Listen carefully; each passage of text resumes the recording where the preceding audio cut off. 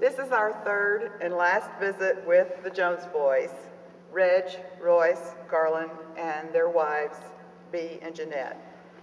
These three men are sons of Bertha Coker Jones, one of three ladies who kept the church going during the Depression.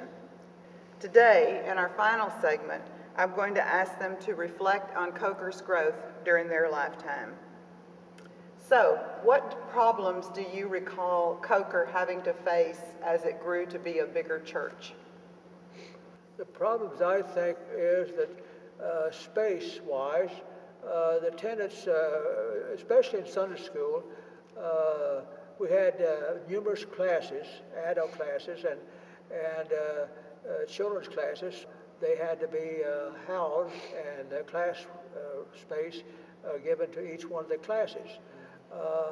I was the superintendent of the youth department, and we worshipped, had our Sunday school in the rock building, the chapel, and I had each corner of the church was a classroom. We tried to divide it off, and some Sundays, though, when it was good weather, we'd go out under the oak trees and have our class. What about you two? Do you remember any problems that the church has encountered over the years? Well, the only thing I remember is that we used to have problems maintaining ministers and getting new ones when we needed them, and also to raising money to build new churches and that sort of thing. Reg, have the worship services changed over the years? Oh, yes. How have you seen them change? Well, they're just a lot bigger attendance and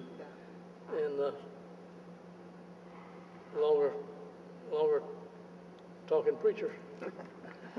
Well, my last question for you is, what advice would you give to the church leaders today to keep Coker growing as it has in your lifetimes? Well, I think prayer. I think it's very necessary to have the spiritual growth in a church as well as attendance. Garland, what advice would you give today's church leaders? Well, I think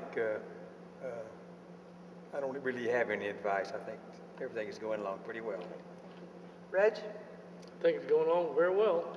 The fact is, I just never thought we'd get to be this large, but be this big and have this many members, but it's great.